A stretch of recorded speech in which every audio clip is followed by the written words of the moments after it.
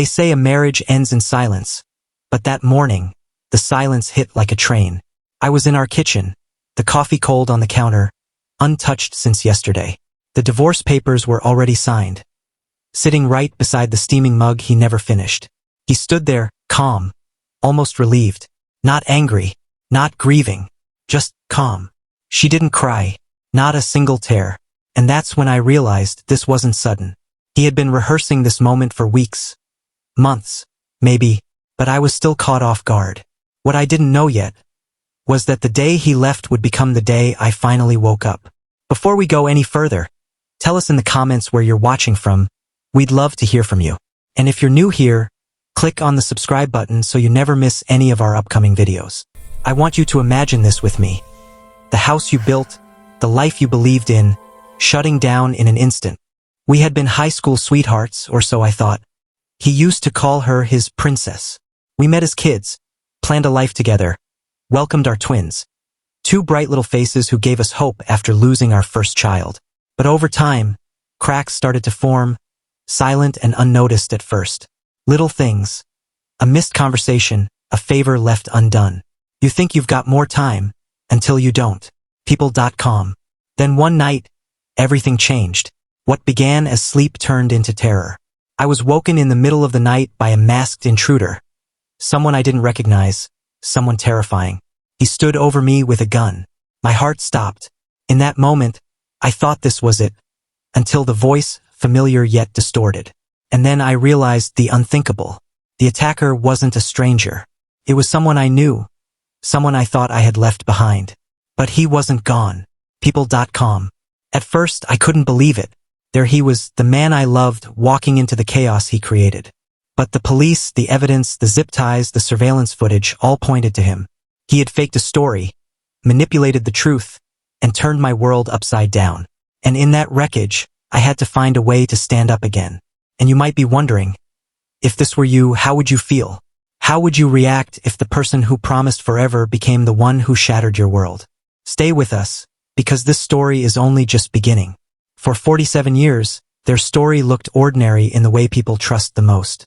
They met young, at a community dance where the floor smelled faintly of polish and old wood, and he offered his hand like it was the most natural thing in the world. She remembered thinking he felt steady, dependable, like someone who would always come home. They married before life got complicated, before knees ached and calendars filled with doctor's appointments and anniversaries written in pen instead of pencil. In the early years, they talked about a simple future. A house that stayed warm in winter, children who felt safe enough to sleep through the night, a table where everyone would gather no matter how busy life became. It wasn't glamorous, but it felt solid. And for a long time it was. Looking back, I mistook familiarity for safety. They raised their children inside routines that never seemed important until they disappeared. Breakfast at the same table every single morning. His chair slightly pulled back, angled just enough that no one else ever sat there. His mug, chipped on the rim, always filled first even when guests were over. He woke before the alarm, cleared his throat twice, checked the clock on the wall like it might betray him if he didn't. They laughed at the same jokes, the ones that weren't funny to anyone else. Years stacked quietly on top of each other, marked by school plays, graduations, and tired conversations whispered in the dark after long days. When problems came, they didn't explode. They settled. Disagreements ended with silence. Then routine stitched everything back together. Felt like peace. Felt like longevity. Felt earned. From the outside, it looked unbreakable. Friends said they were lucky. Their children believed this was what love was supposed to look like. Steady, predictable, always there. Even she believed it. When the kids grew up and left, the house felt quieter, but not empty. The quiet had shape. It had history. He still read the paper in the same spot. She still folded laundry the same way. Sundays still smelled like coffee and toast. But there were signs. Small ones. He stayed longer at work, not because he had to, but because he wanted to. He spoke more about time and less about us. He smiled, but it didn't reach his eyes. She noticed, then dismissed it. After all, 47 years teaches you to explain things away. You call it stress. You call it age. You call it a phase. There were signs. I just didn't know they were warnings. If you're listening to this, ask yourself honestly, how many things in your own life feel safe simply because they're familiar? How many habits do you trust without questioning anymore? Because that's the illusion. The same table, the same clock, the same jokes. They don't always mean stability. Sometimes they just mean repetition. And sometimes, repetition is what hides the truth the longest. The changes didn't arrive loudly. They slipped in the way dust settles on furniture you swear you cleaned just yesterday. One morning, she noticed a different scent when he passed her in the hallway. Not bad, just unfamiliar. A sharper cologne that didn't belong to the man who had worn the same brand for decades. She told herself it was nothing. People change, she thought. At the same time, his phone became something else entirely. It never left his side. Screen face down, locked. If a message came in, he would glance at it quickly, then look up with a smile that arrived half a second too late. Conversations shortened. Not into arguments, not into fights, just into silence. Questions were answered, but never expanded. Feelings were acknowledged, but never explored. The house didn't feel tense. It felt empty in a way she couldn't explain. She became an expert at explaining it all away. New cologne meant he wanted to feel good about himself. Guarded phone meant privacy. Silence meant maturity. Emotional distance meant he was tired, stressed, aging. She told herself that love wasn't supposed to be dramatic after this many years. That fireworks fade. That peace is quieter than passion. And so she chose peace over questions. Each time she felt the urge to ask, she swallowed it, afraid of disturbing what still looked intact. Loyalty, in her mind, meant patience. It meant endurance. It meant not demanding reassurance from someone who had already given her 47 years. I thought loyalty meant staying quiet. I didn't realize silence was costing me myself. There were moments, though small ones, that refused to stay buried. Like the night they sat on the couch, the television talking into the room, and she realized they hadn't touched in hours. Or the morning she reached for his mug and found it already washed and used. Or the way he listened now, not to understand, but to wait for his turn to speak. He was still there, still breathing the same air, still sleeping beside her. But something essential had shifted, like a picture frame slightly crooked on the wall. You notice it, but you convince yourself it's fine. Have you ever felt someone slipping away without actually leaving the room? At some point, she stopped sharing the small things. Not all at once. It happened gradually, the way a person learns not to lean on a door that no longer opens easily. She kept her thoughts to herself because they seemed to land nowhere. When she spoke, he nodded, but his eyes drifted. When she paused, he didn't ask her to continue, so she adjusted. She told herself she didn't need to say everything out loud. After all, they had shared a lifetime. Surely he already knew her. But knowing someone once is not the same as choosing to know them every day. And without realizing it, she began editing herself down to the parts that didn't require a response. He, on the other hand, stopped noticing. Not because he was cruel. Not because he wanted to hurt her. He simply became accustomed to her presence the way people get used to background noise. She was always there, always reliable, always handling the things that needed to be done. The appointments, the reminders, the emotional labor that kept their life running smoothly. She was useful, indispensable even. But usefulness is not the same as being desired. And each time he overlooked her quiet attempts to connect. Something inside her folded in on itself, smaller and smaller. Loneliness inside a marriage is a particular kind of ache. It doesn't announce itself. There's no clear moment where you can point and say, this is when it started. It shows up in the pauses between conversations, in the way you stop reaching out because you already know the response. She lay beside him at night, listening to his breathing, feeling the distance grow even though there were only inches between them. She wondered when she became invisible, when being loyal stopped being enough, when being chosen turned into being assumed. I was married, but alone. The morning he asked for freedom looked like every other morning. Soft light filtered through the kitchen window, landing on the same table they had eaten at for decades. The clock on the wall clicked forward, steady and indifferent. She noticed how ordinary everything felt, and that's what made it so disorienting. He poured his coffee slowly, carefully, as if there was no rush, no tremor in his hands, no hesitation in his movements. When he sat down, he didn't look at her right away. He placed a thin stack of papers between them and slid it across the table with a gentleness that felt rehearsed. He spoke in a calm, even tone, the kind people use when they've already made peace with their decision. I think I deserve freedom. The words landed without anger, without blame, almost thoughtful. She stared at the papers, her eyes tracing the familiar shapes of signatures and dates, trying to understand how something so final could appear so quietly. Her chest tightened, but no sound came out. No tears. Just a hollow pause where her life used to make sense. His calm felt unreal, like he was speaking from a place she had never been invited into. She asked questions, but her voice sounded far away, like it belonged to someone else. When did you start feeling this way? Did I do something wrong? He answered kindly, vaguely, as though explaining a concept rather than ending a marriage. He said it wasn't sudden. He said he needed space. He said this was about him, not her. And while he sat there, peaceful and composed, she felt confusion crash over her in waves. How do you grieve something while the other person looks relieved? How do you process loss when the person leaving seems lighter than ever? What he didn't tell me that day was the real reason he'd already left. It took time for the word freedom to lose its shine.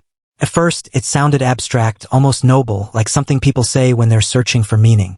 But as the weeks passed and the quiet stretched on, fragments of the truth began to surface. Not in dramatic confessions. Not in explosive discoveries. Just small realizations that slowly rearranged everything she thought she knew. He hadn't left because of a single argument or a sudden revelation.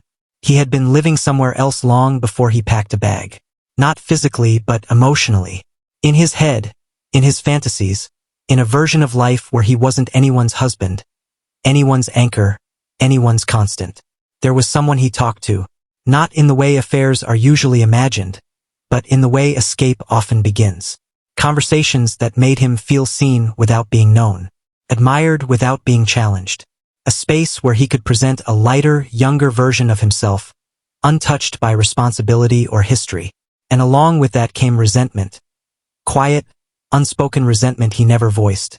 Resentment about routines, about aging, about feeling needed instead of wanted. He never said these things out loud, not to her, not even to himself, until they hardened into justification. The truth was uncomfortable because it wasn't evil. He wasn't cruel. He didn't set out to destroy her. He was selfish in a quieter way.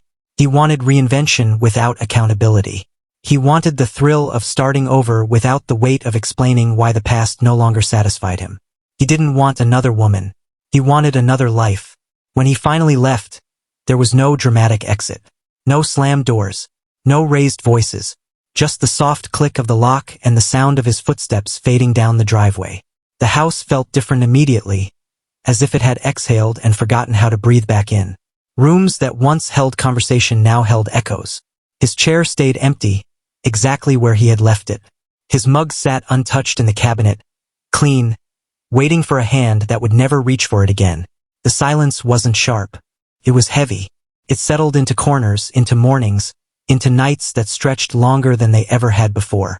Identity loss came quietly too. She realized how much of her sense of self had been shaped around we, wife, partner, the person who remembered things for both of them. Without that role, she felt unmoored, like she had stepped off a moving walkway and didn't know how to walk at her own pace anymore. Friends asked how she was doing, and she answered with the truth she could manage. I'm getting through the days. Learning to sit with pain became her new routine. Not fixing it. Not rushing past it. Just allowing it to exist without explanation. No one tells you how quiet betrayal is. There were moments she expected to break. Moments when the loneliness pressed so hard it felt physical. But instead of collapsing, she adapted. She learned the sound of her own breathing in the evenings. She learned how grief moves in cycles, not straight lines. And in that silence, unwanted, unfamiliar, relentless, something began to shift. She didn't know it yet, but that silence would eventually teach me something powerful. Rebuilding didn't arrive as a breakthrough moment. It came quietly, almost unnoticed, woven into ordinary days. She kept some routines and let others fall away. Morning coffee was still there, but she drank it when she wanted, not when the clock told her to. She rearranged the kitchen without asking anyone's opinion. Small changes, but each one felt like a breath taken on her own terms.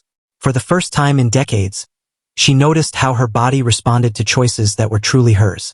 There was no rush to replace what was gone, just space to see what fit and what never really had. Saying no was harder than she expected. No to obligations that drained her. No to explanations she didn't owe. No to people who wanted her to heal on a schedule that made them comfortable. Each refusal felt uncomfortable at first, then quietly empowering. She began to recognize a different kind of peace, the kind that doesn't come from agreement or compromise, but from alignment. She could sit alone without feeling abandoned. She could enjoy quiet without interpreting it as rejection. I didn't lose him. I found myself. This part matters. Because if you've ever stayed too long out of loyalty, convinced that endurance was the same as love, you're not alone. Healing doesn't always look like joy. Sometimes it looks like relief. Sometimes it looks like finally exhaling after holding your breath for years. And sometimes it looks like discovering that the life you thought you were protecting had already been asking you to choose yourself. Time passed in a way she could finally feel. Seasons changed without being measured against his moods or his needs. Then one afternoon, long after the pain had softened into something manageable, he came back. Not dramatically, not unannounced, just a message asking if they could talk. When she opened the door, she barely recognized him. He looked smaller somehow, like life had taken pieces of him she used to carry for him. The confidence that once filled a room with him now hesitated at the doorway. Freedom, it seemed, had been louder in theory than it was in practice. They sat across from each other, the same table between them, but it felt like a different house. He apologized, but the words floated on the surface. He spoke about confusion, about mistakes, about realizing too late what he had. There was regret in his voice, but it never reached accountability. He didn't say he understood what he had taken from her. He didn't say he was willing to sit with that truth. He just wanted relief. From loneliness, from disappointment, from the life that hadn't rewarded him the way he imagined it would. He asked if we could talk. I agreed, but not for the reason he thought. We were back in the kitchen. The same kitchen. The table where 47 years had left their imprint, scratches and stains telling stories no one else could read. The clock on the wall ticked steadily, marking time that had once seemed endless and now felt sharper, more deliberate. He sat across from me, expecting maybe tears, maybe a fight, maybe the same familiar surrender that had always waited for him. But I was different now. The years of silence, of noticing myself in the spaces he ignored, had shaped me into someone he no longer recognized. I looked at him and said only one sentence, and it hung in the air, simple and true. You didn't lose me when you left. You lost me when you stopped choosing me. The words settled between us. No yelling, no drama, no revenge, just clarity. He opened his mouth, then closed it. I let the silence breathe. For the first time in decades, it was mine. And in that quiet, I understood fully that freedom had never been his to take. It had always been mine to reclaim. The morning after, I sat alone in that same kitchen. The clock ticked the hours quietly. The coffee steamed gently in my mug, the light spilling across the table just as it always had. But nothing felt the same. I wasn't the woman who had waited in silence for 47 years. I was someone who had seen the truth and refused to let it define her. Each breath felt like ownership of my own time. Each sip of coffee a quiet affirmation that I had survived. And more than that, I had returned to myself. I realized that freedom isn't leaving. Freedom isn't escape or revenge. Freedom is knowing you deserve to be chosen. Not sometimes. Not when convenient. Every day. That quiet understanding brought a dignity no apology could give. And in that kitchen, with the familiar smells, the familiar clock, and the quiet sunlight, I felt something I hadn't in decades. Power that wasn't loud, but unshakable. Power that was mine entirely, finally, and forever. If the story touched something in you, know that you're not alone. We've all felt the weight of being unseen, the ache of loyalty tested, the quiet power of reclaiming ourselves. Share your thoughts in the comments. Where are you watching from? And how did this story resonate with you? And if you want more stories that speak to quiet strength, resilience, and the journeys that shape us in ways no one notices, subscribe to Folktales by Sohn. Stay, listen, and let these stories remind you that even in silence, there is power, and even in endings, there is awakening.